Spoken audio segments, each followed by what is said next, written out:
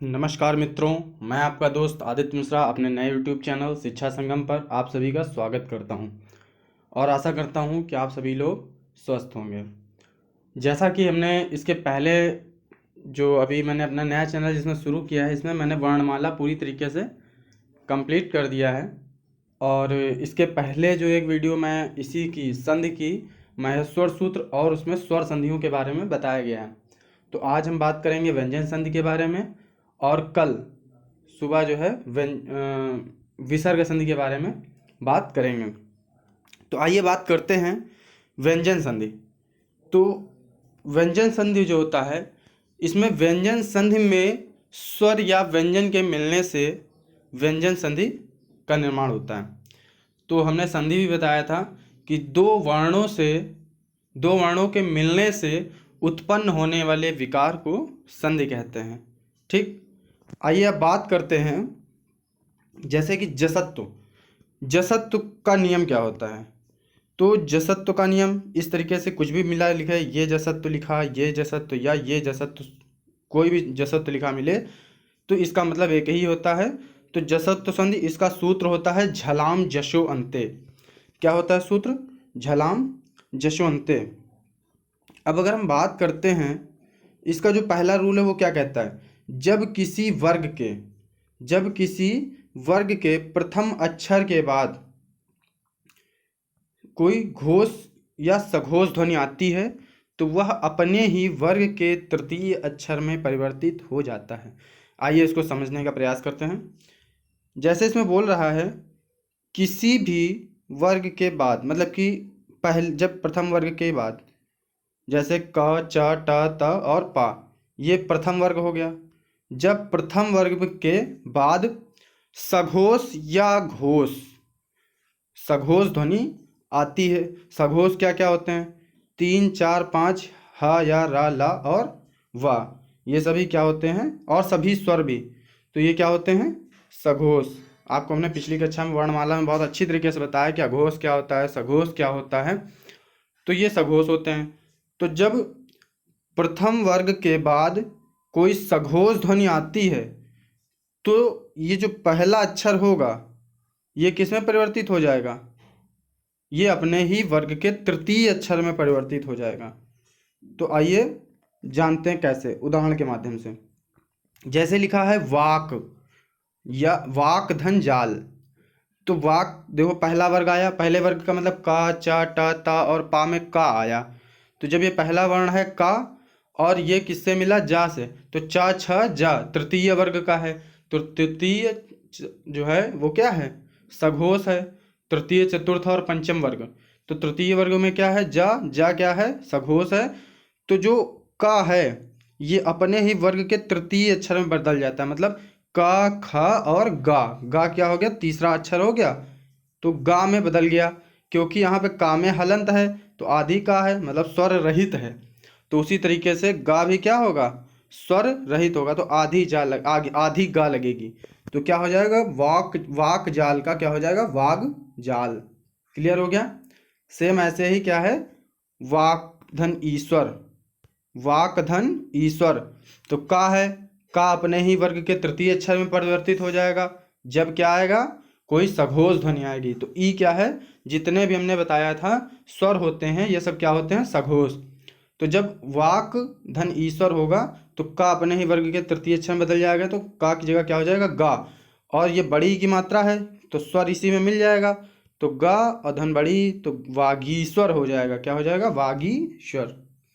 इसी तरीके से अच धन अंत, तो पहला ही वर्ग है चा छा जा, तो चा हो जाएगा पहला वर्ग। उसके बाद अंत, तो अंग अहा, तो अंत आया, तो ये भी क्या है? सघोष। तो चा किस में बदल जाएगा? अपने ही वर्ग के तृतीय अक्षर में, तो चा छा जा, तो अजंत हो जाएगा। क्लियर हो रहा है ना सबको? इसी तरीके से खड़ानन, तो स या खा जो भी बोलते हैं इसको, फिर टा, जो टा है वो अपने तृतीय वर्ग में बदल जाएगा क्योंकि आ क्या है? सघोष है। तो टा ठा डा, तो डा बदल जाएगा, सडानन, खड़ानन हो जाएगा इसको पढ़ेंगे। ठीक है, अब बात करते हैं जसत्व के दूसरे नियम की। किसके? जसत्व के दूसरे नियम की। जसत्व का दूसरा नियम क्या कहता है? जब किसी वर्ग के प्रथम अक्षर के बाद किसी भी वर्ग का पंचम अक्षर आता है तो वर्ग का प्रथम अक्षर अपने ही वर्ग के पंचम अक्षर में परिवर्तित हो जाता है। तो मतलब यहाँ पे अनुस्वार या हाँ अनुस्वार जो होते हैं, अनुस्वार नहीं बल्कि अनुनासिक के, तो वो पंचम अक्षर होते हैं। ठीक, अनुनासिक के क्या हमारे होते हैं? पंचम अक्षर होते हैं। तो अब बात करते हैं, जैसे ता था दा धा, मतलब का चा टा ता पा, तो ये सब क्या थे? प्रथम वर्ग के अक्षर हैं। तो ये ता हो गया, प्रथम हो गया।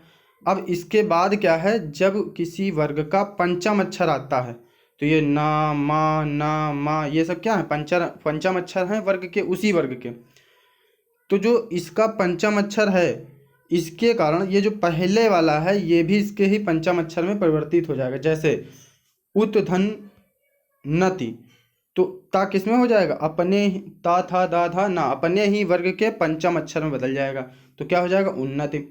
अब जैसे वाक धन मय है, तो का जो है ये अपने ही वर्ग के पंचम अक्षर में बदल जाएगा, मतलब अंगा में, तो वांग्मय हो जाएगा। ऐसे ही जगत, जो ता है वो ता था दा धा ना, तो जब ये अपने ही वर्ग के पांचवें अक्षर में बदल जाएगा तो हो जाएगा जगन्नाथ। मतलब क्या है इसमें कि प्रथम वर्ग के साथ में उसी वर्ग का पंचम अक्षर आना चाहिए। देखो पंचम अक्षर आ रहा, और फिर जो पहला वाला होगा वो भी पंचम में ही बदल जाएगा। समझ में आया ना?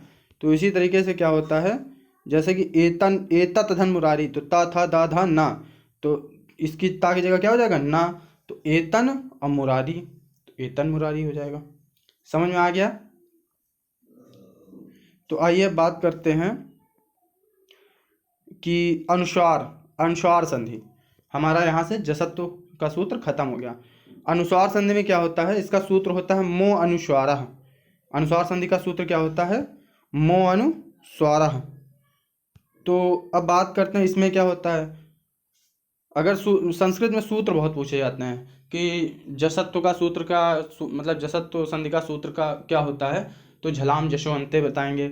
और जैसे कि अनुस्वार संधि का सूत्र क्या होता है, तो मो अनुस्वारः बताएंगे। इसी तरीके से अब मो अनुस्वारः में क्या होता है, जो इसमें क्या होता है कि माँ, जब माँ के बाद कोई स्पर्श या अंतस्थ व्यंजन, स्पर्श व्यंजन कितने होते हैं इनकी संख्या? 25। यह भी पूछा गया था टेट और सीटेट में। तो अंतस्थ व्यंजनों की संख्या कितनी होती है? सीटेट में पूछा गया था, 25 होती है। कौन से? जो कचा टाता पा, ये जो 5 वर्ग हैं इनको ही कौन सा कहते हैं? अंतस्थ व्यंजन, स्पर्श व्यंजन। और अंतस्थ व्यंजन में या रा लावा आता है। अंतस्थ व्यंजन में या रा लावा आता है। तो जब क्या होता है, जब माँ के बाद कोई स्पर्श या अंतस्थ व्यंजन आता है तो माँ अनुस्वार में बदल जाता है और अपने पूर्ववर्ती अक्षर के साथ जुड़ जाता है। तो कैसे, आइए समझते हैं। अब जैसे कि यहाँ पे माँ है, तो माँ के बाद में ये देखिए, जैसे संचय एक उदाहरण लेते हैं, तो माँ है, जब माँ के बाद कोई स्पर्श या अंतस्थ व्यंजन, तो यहाँ पे क्या है? ये चा, तो चा का से लेके तुम्हारा जो भी मतलब का चा टा ता पा, ये पांचों वर्ग का कोई भी वर्ण आ जाए तो क्या कहलाएगा? स्पर्श या अंतस्थ व्यंजन आ जाए, यारा अलावा। तो माँ के बाद जब चा आ गया तो ये जो पहला व्यंजन आता है तो माँ अनुस्वार में बदल जाता है। तो ये जो माँ है, ये वाला माँ, ये ऊपर जो है बिंदी में बदल जाता है, मतलब अनुस्वार में। ठीक, इसीलिए मो अनुस्वारा। तो अब क्या हो गया? सम धन चय, तो संचय हो जाएगा क्योंकि ये माँ किस में बदल गया? अनुस्वार में। अब सम धन विधान, तो ये माँ भी किस में बदल जाएगा? अनुस्वार में। और ये वाह क्या है? वाह तुम्हारा क्या? अंतस्थ व्यंजन है, यारा लावा। क्लियर हुआ? तो सम धन विधान क्या हो जाएगा? संविधान। ये सब किसके सूत्र के अंतर्गत आ रहा है? मो अनुस्वारा या अनुस्वार संधि के अंतर्गत। जैसे पूछ ले संवाद, संवाद में कौन सी संधि है? तो अनुस्वार संधि। कैसे? सम धनवाद, तो माँ जो है ये अपने ही पहले वाले में अनुस्वार के रूप में लग जाएगा, तो सम और ये हो जाएगा वाद, तो क्या हो जाएगा? संवाद। ऐसे ही हो जाएगा सम धनकल्प संकल्प, हरिम धन वंदे, तो ये क्या है? हरिम धन वंदे हो जाएगा हरिम वंदे। ठीक, ये माँ जो है यहाँ बिंदी में लग जाएगा और वंदे वैसे ही हो जाएगा। तो ये हमारा था मो अनुस्वारः अर्थात अनुस्वार संधि। अब बात करते हैं हम इश्चुत्व संधि की। इश्चुत्व संधि का सूत्र होता है स्तोह इश्चुनाश्चुः। क्या होता है? स्तोह इश्चुनाश्चुः। इसमें क्या कहता है कि जब दंती सा, जब इसको कहते हैं दंती सा, ठीक, तो जब दंती सा या ता वर्ग के बाद कोई चा वर्ग आता है तो जो दंती सा होगा वो तो तालव्य सा में बदल जाएगा, और जो ता वर्ग होगा वो क्रमशः चा वर्ग में बदल जाएगा। जैसे ये देखिए, यहाँ पे हमने थोड़ा शॉर्ट में बताया, जो दंती सा होगा तालव्य सा में, और जो ता वर्ग होगा वो क्रमशः चा वर्ग में बदल जाएगा। तो आइए एग्जाम्पल देखते हैं। जैसे रामस धन चिनोति, तो जो रामस है ये दंती सा है, तो ये किस में बदलेगा? तालव्य सा में। देखो यहाँ गोल वाली सा है तालव्य सा, क्योंकि सा जो है स्वर रहित है तो यहाँ पे आधी सा लगेगी। तो रामस और धन चिनोति, तो वैसे ही हो जाएगा चिनोति, तो रामस चिनोति हो जाएगा। जैसे अब इसके बाद बात करें कश्चिद, तो वही है, इसमें भी ये दंती सा किस में बदल जाएगा? तालव्य सा में, गोल वाली सा में। अब अगर हम बात करते हैं उत्धन चारण, तो ता वर्ग किस में बदलना था? क्रमशः चा वर्ग में। जैसे पहला वर्ग ता है, जैसे वर्ग में पहला अक्षर क्या आता है? ता था दा धा ना, तो ता आता है, तो वैसे ही पहला अक्षर उसमें क्या आएगा? चा। तो जो ता है ये क्रमशः किस में बदल जाएगा? चा में। तो ये ता चा में बदल गया, और ये चारण था ही, तो उच्चारण हो जाता है। ऐसे ही सदधन जन, तो जो दा है, अब ये इसे थोड़ा सा विवाद में भी होता है, सतधंजन भी कहीं मिलेगा, कहीं सदधंजन। तो अब सही से समझिएगा, जो नियम है वो यही है। तो सदधंजन, अब जैसे ता था दा, तीसरा वर्ण है, ता वर्ग का क्या है? तीसरा अक्षर है दा। तो अब वैसे ही चा छा जा, तो मतलब क्या हो जाएगा? जा में परिवर्तित हो जाएगा। तो यहाँ दा की जगह क्या आएगा? जा। तो और ये जन तो है ही, तो सज्जन हो जाएगा। तो सही क्या होता है? सदधन जन। वैसे दोनों एक साथ नहीं देगा, या तो सतधन जन देगा या तो सज्जन देगा। अगर सदधन जन है तो यही सही होगा। ठीक, सद मतलब होता है अच्छा, व्यक्ति अच्छा होता है। अब इष्टुत्व संधि, इसके पहले हमने क्या पढ़ा था? इष्टुत्व संधि। जो इष्टुत्व संधि है ये भी अगर सही से देखा जाए तो इष्टुत्व संधि का ही भाग है, इष्टुत्व संधि का ही भाग है। तो अब आइए इसको भी समझते हैं। इसका सूत्र होता है स्तोह इष्टुनाष्टुः, और उसका इष्टुत्व संधि का क्या था? स्तोह इष्टुनाश्चुः। मतलब वहाँ चा था, यहाँ पे क्या है? टा है, तो स्तोह इष्टुनाष्टुः। इसमें क्या होता है? इसमें ये होता है, उसमें जो था वो दंती सा तालव्य सा में बदल रही थी, लेकिन इसमें जो है जब दंती सा के बाद मूर्धन्य सा या टा वर्ग आता है तो दंती सा किस में बदल जाता है? मूर्धन्य सा में बदल जाता है। क्लियर हुआ? जब दंती सा के बाद, जब दंती सा के बाद मूर्धन्य सा या टा वर्ग आता है तो दंती सा जो है किस में बदल जाता है? मूर्धन्य सा में। जैसे रामस धन टीकते, तो क्या हो जाता है? रामस टीकते। तो अब ये जो दंती सा था ये किस में बदल गया? मूर्धन्य सा में। ठीक, दंती सा किस में बदल गया? मूर्धन्य सा में। तो हो जाएगा रामस टीकते। क्लियर? अब जैसे यहाँ पे है धनुष टंकार, तो ये तो ऑलरेडी ये मतलब मूर्धन्य सा में है ही, तो अब ये क्या हो जाएगा? धनुष टंकार का धनुष टंकार हो जाएगा। अब जैसे रामस धन षष्ठ, क्या है? रामस धन षष्ठ, तो ये जो दंती सा है ये भी किस में बदल जाएगा? मूर्धन्य सा में। तो रामस ये आधी सा और ये खष्ट ये पूरा है, तो रामस खष्ट हो जाएगा। ठीक, अब इसके बाद आती है संधि तोड़ली संधि। कौन सी संधि आती है? तोड़ली संधि आती है, यही अंतिम संधि है ये व्यंजन संधि की, और इतनी ही संधियां जो है बहुत इंपॉर्टेंट है जो पूछी जाती हैं। तोड़ली संधि का सूत्र भी क्या होता है? तोड़ली। इस संधि का सूत्र भी सबसे आसान है। इसमें कुछ नहीं होता है, जब पहले वर्ग में ता वर्ग, मतलब जब पहले वाले में ता वर्ग आता है तो ता वर्ग के बाद जब ला आता है, जब ता के बाद ला आता है तो पहला अक्षर जो है ये दूसरा वाला जो ला है, ये तो ला ऐसे ही रहेगा, लेकिन जो पहला वाला है ता ये भी ला में बदल जाता है। तो उत और धन लेख, तो लेख ऐसे ही रहेगा, और ये ता किस में बदल गया? ला में। ता किस में बदल गया? ये देखो ला में। तो उत धन लेख बराबर क्या हो जाएगा, उल्लेख। ऐसे ही होता है तत् धन लीन, तो ये ता किस में बदल जाएगा, ला में। तोड़ली संधि का यही सूत्र होता है कि जो ता होता है वो ला में बदल जाता है पहले वाले का।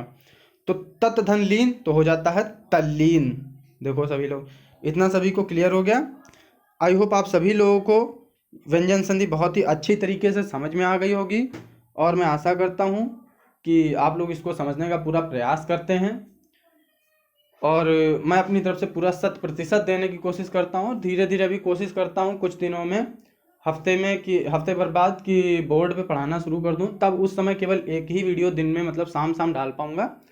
तब तक के लिए 2 वीडियो या ज़्यादा से ज़्यादा जितनी अभी हम पढ़ा पा रहे हैं, ज़्यादा से ज़्यादा आपको पढ़ाने की कोशिश कर रहे हैं। तो इसे ज़्यादा से ज़्यादा लाइक करें, शेयर करें, सब्सक्राइब करें और कमेंट करें।